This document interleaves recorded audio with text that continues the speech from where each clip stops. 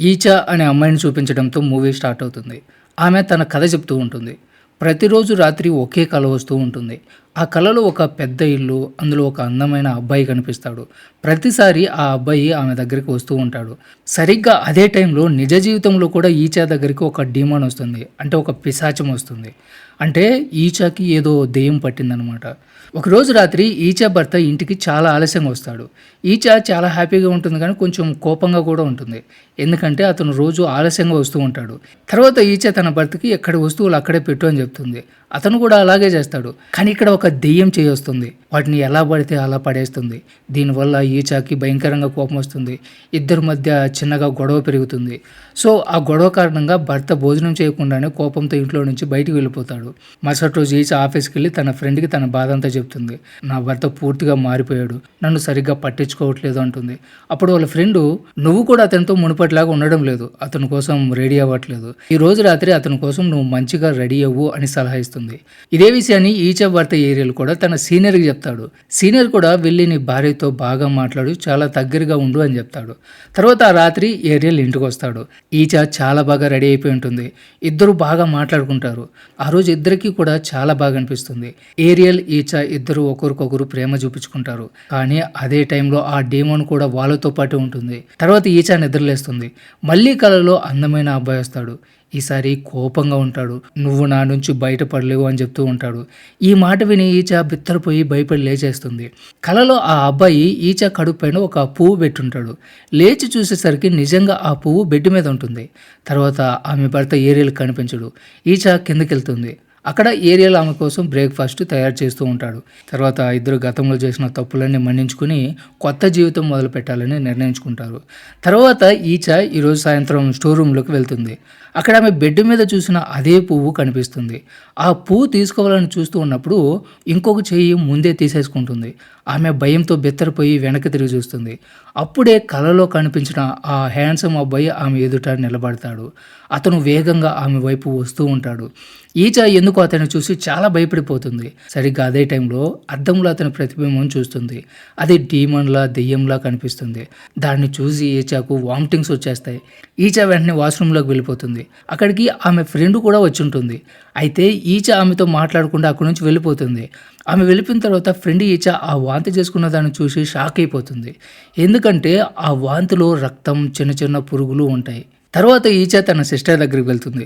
వాళ్ళిద్దరి మాటల్లో ఈచాకు పిల్లలు చాలా ఇష్టమని, ఆరోగ్యంగా ఉన్నా కూడా ఇంకా పిల్లలు లేరని తెలుస్తుంది. డాక్టర్ మందులు కూడా ఇస్తూ ఉంటాడు.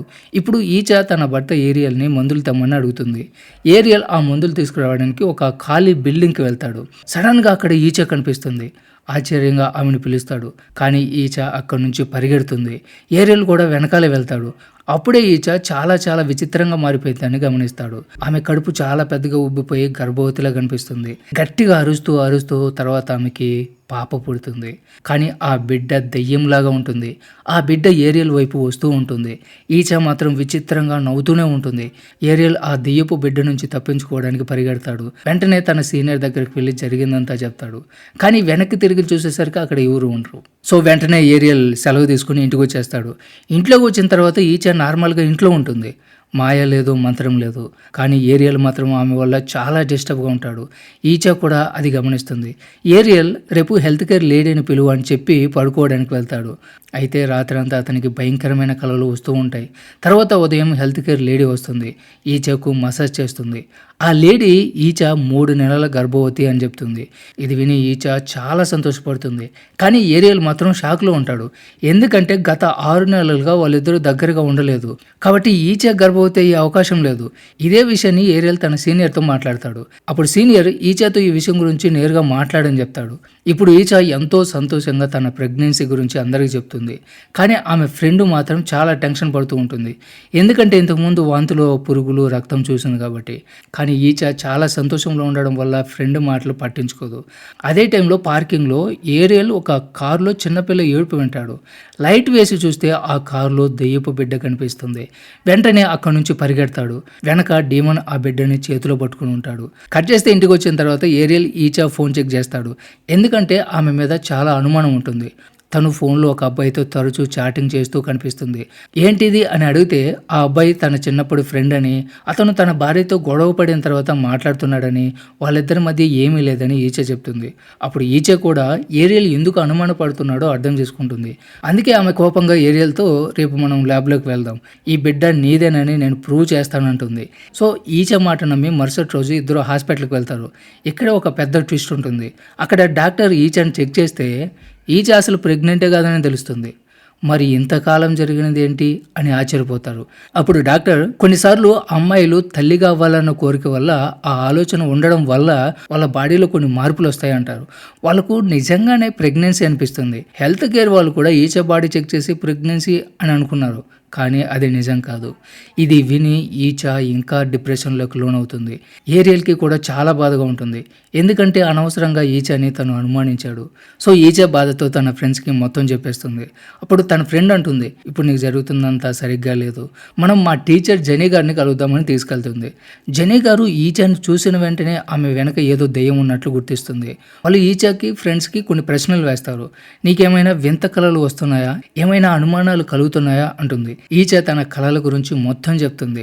అప్పుడు జెనీ, నీ వెనుక ఒక ప్రత్యేకమైన దెయ్యం ఉంది, ఇది మనుషుల మ్యారేడ్ లైఫ్కి ఇబ్బంది పెడుతూ ఉంటుంది అంటుంది. ఈచ తన ప్రెగ్నెన్సీ విషయాన్ని కూడా చెప్తుంది. అప్పుడు జెనీ కూడా నువ్వు ప్రెగ్నెంట్ కాదని తేల్చి చెప్పేస్తుంది. ఇది విని ఈచ ఇంకా కోపంతో ఉంటుంది. ఈచ పరిస్థితి ఏమీ బాగోలేకపోవడం వల్ల ఆమె ఫ్రెండ్ చాలాసేపు ఆమెతోనే ఉంటుంది. ఆ తర్వాత ఇంటికి వెళ్ళే టైంలో రోడ్డు పైన పిల్లిని చూసి దాన్ని పక్కకు తీసి పెడుతుంది. కానీ ఒకసారిగా ఏదో వింతగా అనిపిస్తుంది. వెనక తిరిగి చూస్తే అక్కడ అదే దెయ్యం కనిపిస్తుంది. అదే ఈచను కాపాడడానికి జెనీ గారిని కలిసిన దెయ్యం. ఆ దెయ్యం కోపంతో ఆమె ఫ్రెండ్ మీద దాడి చేసి చంపేస్తుంది. ఇదంతా ఈచ తన కలలో కూడా చూస్తుంది. భయంతో బెత్తరపోయి లేచి బయటకు వచ్చి చూస్తే నిజంగా తన ఫ్రెండ్ మృతదేహం అక్కడ ఉంటుంది, కలలో చూసినట్టే. అలా ఫ్రెండ్ చనిపోయిన తర్వాత ఈచ చాలా బాధపడిపోతుంది. తన వల్లే తన ఫ్రెండ్ చనిపోయిందని గిల్ట్ ఫీల్ అవుతుంది. తర్వాత ఏరియల్ ఇంటికి వచ్చేసరికి ఈచ బాగా ఏడుస్తూ ఉంటుంది. ఆమె జరిగింది మొత్తం తనకు చెప్తుంది. ఏరియల్కి కూడా చాలా బాధగా ఉంటుంది. అయితే ఏడుస్తూ ఉన్నప్పుడు ఈచ పొట్ట సడన్గా ఉబ్బిపోతుంది, ప్రెగ్నెంట్ అయినట్టు. ఇద్దరు చాలా భయపడిపోతారు. ఆ నెక్స్ట్ రోజే ఈచ తన కళ గురించి ఏరియల్కి చెప్తుంది. ఇవన్నీ దెయ్యం చూపించే కళలని జెనీ గారు చెప్పినట్టు చెప్తుంది. తర్వాత ఇప్పుడు ఏరియల్కి జెనీ గారిని మళ్ళీ కలవడం మంచిదనిపిస్తుంది. తర్వాత జెనీ గారి ఇంటికి వెళ్తారు. జెనీ గారు ఈచ ఏరియల్ ఎంత కష్టంలో ఉన్నారో చూస్తారు. సో వాళ్ళకి సహాయం చేయడానికి ఒప్పుకుంటారు.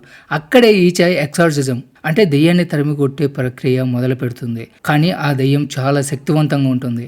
ఎక్సార్సిజం జరుగుతుండగానే దెయ్యం ఈచ బాడీలోకి వచ్చి భయంకరమైన గొంతుతో ఈచను దెయ్యం నుంచి మీరు విడదీయలేరు, ఎందుకంటే ఇంకో ప్రపంచంలో ఇంకో డైమెన్షన్లో ఈచతో నాకు పెళ్ళైపోయింది అంటుంది. తర్వాత దెయ్యం బయటికి వెళ్ళిపోతుంది. ఆ టైంలో ఈచకు చాలా బాధగా ఉంటుంది. తర్వాత అప్పుడు జెనీ గారు ఏరియల్కి చెప్తారు, ఈ దెయ్యం ఇలాంటి జంటల జీవితాలను నాశనం చేస్తూ ఉంటుంది, దీని నుంచి తప్పించుకోవడం చాలా అవసరం. అందుకే జెనీ గారు కొన్ని ప్రత్యేకమైన పదాలు చెప్పి, అంటే మంత్రాలు లాంటివి చెప్పి వాటిని రోజు చదవమని చెప్తుంది. సో ఈచ ఏరియల్ ఇద్దరు కూడా 14 రోజుల పాటు ఆ పదాలు చదువుతూనే ఉంటారు. నిజంగానే వాళ్ళ జీవితం మళ్ళీ సాధారణంగా మారిపోతుంది. ఆ పదాలు చదవడం వల్ల ఈచకు ఆ భయంకరమైన కళలు కూడా రావడం మానేస్తుంది. ఒకరోజు ఏరియల్ ఈచ దగ్గరకు వచ్చి చెప్తాడు, నేను ఒక పని కోసం బయటకు వెళ్తున్నాను, నిన్ను ఇలా ఒంటరిగా వదిలిపెట్టడానికి నాకు ఇష్టం లేదు, కానీ ఆ పని చేయడం వల్ల మన ఫైనాన్షియల్ సమస్యలన్నీ సాల్వ్ అయిపోతాయి అంటాడు. అప్పుడు ఈచ చెప్తుంది, నువ్వేం దిగులు పడద్దు, నన్ను నేను చూసుకుంటాను అంటుంది.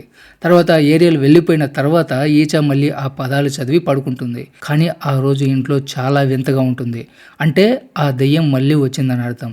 ఏరియల్ దూరం అవడం వల్ల దెయ్యం మళ్ళీ ప్రయత్నించబోతూ ఉంది. తర్వాత రోజు ఈచ ఆఫీస్కి వెళ్తే అక్కడ పనిచేసే వాళ్ళందరి కళ్ళు చాలా వింతగా మారిపోతాయి. వాళ్ళు భయంకరంగా ఈచ వైపు చూస్తూ, ఈచ నువ్వు నన్ను వదిలిపెట్టలేవు అని చెప్తారు. ఇవన్నీ చూసి ఈచ చాలా భయపడిపోతుంది. తర్వాత రాత్రి తన సిస్టర్ని ఇంటికి పిలిపించుకుంటుంది. ఈచ తన సిస్టర్తో పాటు ఫోన్లో ఏరియల్కి జరిగింది మొత్తం చెప్తుంది. ఏరియల్ తన భార్య సిస్టర్తో చెప్తాడు, ఏం జరిగినా ఈచను నిద్రపోనీకు, గతంలో కూడా ఇదే జరిగింది, ఈచ నిద్రపోయినప్పుడు దెయ్యం దాడి చేస్తుంది అంటాడు. అందుకే ఈచ సిస్టర్ మాటల్లో పెట్టి ఆమెను పడుకోకుండా చేయడానికి ప్రయత్నం చేస్తుంది. కానీ ఈచ చాలా గాఢంగా నిద్రపోతుంది. ఎంత లేపినా కూడా లేవదు. సో ఈలోపు దెయ్యం ఈచ సిస్టర్ మీద దాడి చేస్తుంది. ఫస్ట్ ఆమె భుజాన్ని పట్టుకుని ఆ తర్వాత బెడ్ పై నుంచి కిందకి విసిరేస్తుంది.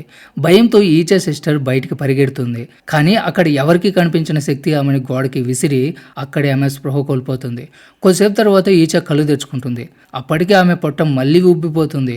తీవ్రమైన నొప్పి వస్తూ ఉంటుంది. ఇది చూసి ఆమెకి చాలా కోపం వస్తుంది. తడబడుతూ కిందకి వెళ్తుంది. తన సిస్టర్ అక్కడే స్పృహ లేకుండా ఉండడం గమనించదు. సో ఈచ ఒక హ్యాంగర్ తీసుకుని తనలోని ఆ బిడ్డని బయటికి తీయాలని ప్రయత్నం చేస్తుంది. కానీ విఫలమైపోతుంది. ఇంతలోనే ఏరియాలో అక్కడికి వచ్చేస్తారు. ఈచ అక్కడిని లేపుతాడు. ఇద్దరిని తన వెంట తీసుకుని జెనీ గారి ఇంటికి వెళ్తాడు. జెనీ గారు చాలా మందిని పిలిపిస్తాడు. ఇప్పుడే ఈచ ఎక్సార్సిజం మొదలవుతుంది. అంటే దెయ్యాలని తరిమికొట్టే ప్రక్రియ మొదలవుతుంది. చాలా మంది కలిసి ప్రార్థన చేస్తూ ఉంటారు. అదే టైంలో ఈచ కళలో 2 ప్రపంచాలని మనం చూస్తాం. అంటే దెయ్యాల ప్రపంచం. ఆ ప్రపంచంలో కూడా అక్కడ ఉన్న దెయ్యానికి మనం ఇక్కడ చదువుతున్న ప్రార్థనలన్నీ వినిపిస్తూ ఉంటాయి. ఈచ ఈ ప్రపంచం నుంచి బయటికి రావాలని ఆ ప్రార్థనల వెంట వెళ్ళాలని ప్రయత్నం చేస్తూ ఉంటుంది. కానీ ఆ దెయ్యం వచ్చి నువ్వు నా ప్రపంచం నుంచి బయటికి వెళ్ళలేవు అని అంటుంది. సో ఈచ భయపడి అక్కడికక్కడే పరిగెడుతూ ఉంటుంది.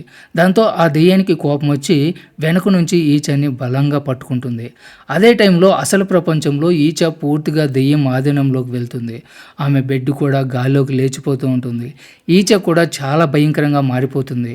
ఆమె కూడా దెయ్యంలాగా నవ్వుతూ ఉంటుంది. అందరూ ఇంకా బలంగా ప్రార్థన చేస్తూ ఉంటారు. దాంతో ఆ దెయ్యానికి కూడా చాలా నొప్పిగా ఉంటుంది. దెయ్యం జెనీ గారిని కూడా భయపెట్టాలని ప్రయత్నం చేస్తుంది. కానీ జెనీ గారు భయపడరు. దాంతో ఆ దెయ్యం తన ఫోకస్ ఈచ మీద తగ్గిస్తుంది. ఈచ బెడ్తో పాటు మళ్ళీ నేలపైన పడుతుంది. అప్పుడే ఏరియల్ ఆమె చెవిలో ఆ మొదటి మంత్రాన్ని చదవడం మొదలు పెడతాడు. ఆ సమయంలో ఈచ తన కలలో ఏరియల్కి నాకు నువ్వే కావాలి, నా ప్రపంచానికి తిరిగిరా అని చెప్తున్నట్లు చూపిస్తుంది. ఈచ తన శక్తినంతా వాడి ఆ దెయ్యం నుంచి బయటపడాలని ప్రయత్నం చేస్తూ ఉంటుంది.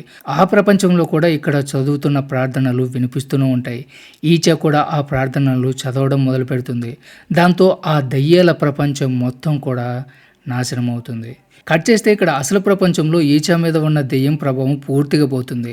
చివరికి జెనీ గారి ఎక్సార్సిజం పనిచేస్తుంది. ఈచ ఆ దెయ్యం నుంచి పూర్తిగా బయటపడుతుంది. ఏరియల్ ఈచ సిస్టర్ ఇద్దరు చాలా సంతోషపడతారు. తర్వాత స్టోరీ చివరిలో 6 సంవత్సరాల తర్వాత చూపిస్తారు. ఈచకు 2 పిల్లలు కూడా ఉంటారు. వాళ్ళ జీవితం ఇప్పుడు సాధారణంగా ఉంటుంది. అయితే ఇక్కడ పిల్లలు బయట ఆడుకుంటూ ఉన్నప్పుడు ఈచ సిస్టర్ వాళ్ళని పిలవడానికి బయటకు వెళ్తుంది. అప్పుడే ఇంటి దగ్గర మళ్ళీ అదే దెయ్యం, అయితే ఈసారి మనిషి రూపంలో కనిపిస్తుంది. ఈచ సిస్టర్కి అది చాలా చాలా వింతగా అనిపిస్తుంది. దీని అర్థం ఏమిటంటే ఆ దెయ్యం ఈచ నుంచి పూర్తిగా వెళ్ళిపోలేదు, కానీ చాలా దూరంలో కూడా లేదు. ఈ స్టోరీ చివరిలో ఈ స్టోరీ నిజంగా జరిగిందని, నిజంగా జరిగిన అమ్మాయి ఇంటర్వ్యూను చూపిస్తారు. ఈ సీన్తోనే మూవీ ఎండ్ అవుతుంది. సో ఇది ఫ్రెండ్స్ ఇవాల్టి video. Don't forget subscribe. Thanks for watching.